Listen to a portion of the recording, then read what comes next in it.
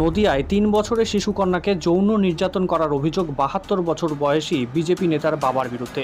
প্রতিবাদে রাস্তায় বসে বিক্ষোভ তৃণমূলের। গ্রেপ্তার অভিযুক্ত। নদিয়ার শান্তিপুর হরিপুর অঞ্চলের ঘটনা। হরিপুর অঞ্চলের এক শিশুকন্যাকে যৌন নির্যাতনের অভিযোগ বিজেপির পঞ্চায়েত পদপ্রার্থী বাবা মনোরঞ্জন হালদারের বিরুদ্ধে। তিনি বিজেপির ৮৬/৭৩ নম্বর বুথের সভাপতিও। বর্তমানে হাসপাতালে চিকিৎসাধীন নাবালিকা কন্যা। ঘটনাস্থলে বিশাল পুলিশ বাহিনী। হাসপাতালে এসে শিশুকন্যার পরিবারের সাথে কথা বলে রানাঘাট পুলিশ জেলার উচ্চপদস্থ পুলিশ আধিকারিকরা। নির্যাতিতার পরিবারের অভিযোগ, নির্যাতিতার বাবা পেশায় দিনমজুর। হঠাৎ দুপুর নাগাদ তার স্ত্রী তাকে ফোন করে সমস্ত ঘটনা জানায়। এরপর বাড়িতে ছুটে আসেন তিনি। পরিবারের দাবি, অভিযুক্ত মনোরঞ্জন হালদারের নাতির সাথে ওই ৩ বছরের শিশুকন্যা অভিযুক্তর বাড়িতে খেলতে যায়। এরপরেই ঘটে এই ঘটনা। হঠাৎই ওই শিশুকন্যা কাঁদতে কাঁদতে বাড়িতে এসে তার মাকে জানায় যৌনাঙ্গের যন্ত্রণার কথা। তখনই জিজ্ঞাসাবাদ করতেই সমস্ত ঘটনার উদ্ঘাটন হয়। সাথে সাথেই শিশুকন্যাকে নিয়ে শান্তিপুর থানার দ্বারস্থ হয় পরিবার। এরপর অভিযুক্তের বিরুদ্ধে একটি লিখিত অভিযোগ দায়ের করে। যদিও ঘণ্টাখানেকের মধ্যেই অভিযুক্তকে গ্রেপ্তার করে শান্তিপুর থানার পুলিশ। পাশাপাশি শিশুকন্যাকে মেডিকেলের জন্য পাঠানো হয় শান্তিপুর হাসপাতালে। পুলিশ সূত্রে জানা যায়, আগামীকাল পক্সো মামলা রুজু করে অভিযুক্তকে আদালতে তোলা হবে। অন্যদিকে শিশুকন্যার বাড়িতে ছুটে যায় তৃণমূলের প্রতিনিধি দল। এরপর প্রতিবাদে রাস্তায় বসে বিক্ষোভ করতে শুরু করে তারা। নেতৃত্ব দেন শান্তিপুর বিধানসভার তৃণমূল বিধায়ক ব্রজকিশোর গোস্বামী সহ তৃণমূলের অন্যান্য নেতৃত্বরা। যদিও এই ঘটনায় এখন চরম উত্তেজনা এলাকায়। পুলিশের তরফে বসানো হয়েছে পুলিশ পিকেট। যদিও এই বিষয়ে এখনও বিজেপির তরফে কোনো প্রতিক্রিয়া পাওয়া যায়নি। মানে সকালবেলায় 11:30টার দিকে ওর বাবা ভাত খেতে এসেছিল। তখন আমি ওর বাবাকে ভাত দিয়ে, আমি কুটি কাটার কাজ করি, কাপড় কাটি। তখন আমি কাপড় কেটে আমি বলছি, মেয়েটা কোথায় গেল? আমি বলছি, তাহলে আমি তো সারাদিন খাইনি, ভাত কটা পান্তা ভাত নিয়ে বসেছি খাবো। তখন আমার মেয়ে কাঁদতে কাঁদতে এসে বলছে, মা দরজা খোলো, আমার খুব ব্যথা করছে।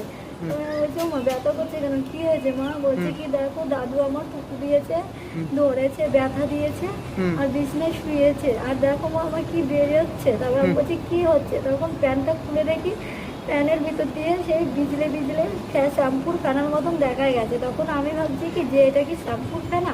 তখন আমি জিনিসটা একটুখানি নিয়ে শুকেছি, দেখি না কোনো সেন্ট বাসনা কোনো কিছুই না, প্রচন্ড বেখাপ্পা গন্ধ জিনিসটা। তখন আমি তো বুঝতে পারি জিনিসটা কি। তখন আমি সে করতে গিয়ে তখন সেই জিনিসটা করে তখন মেয়েকে আমি শুয়েছি।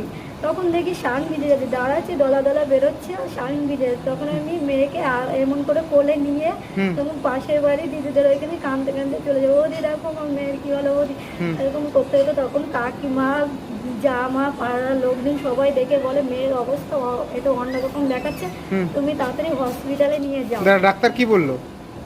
ডাক্তার তখন মানে অতটাও, তখন আগে ফুলাটা একটু কম ছিল আর রক্তটা বেরোয়নি। তখন ডাক্তার বললো কি যে এখন তো জিনিসটা বোঝা যাচ্ছে না, তাহলে একটা কাজ করো, তোমরা থানায় যাও।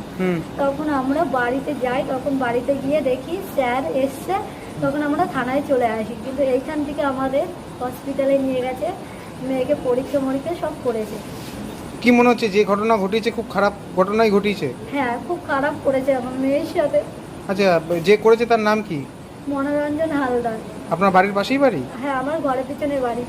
আচ্ছা, আপনার প্রতিবেশী তার মানে? হ্যাঁ, প্রতিবেশী। বাচ্চা কি রোজই খেলতে যেত ওই বাড়িতে? মানে ওই বাড়ির একটা বাচ্চা ছেলে আছে, ওর সাথে প্রায়ই খেলা করে।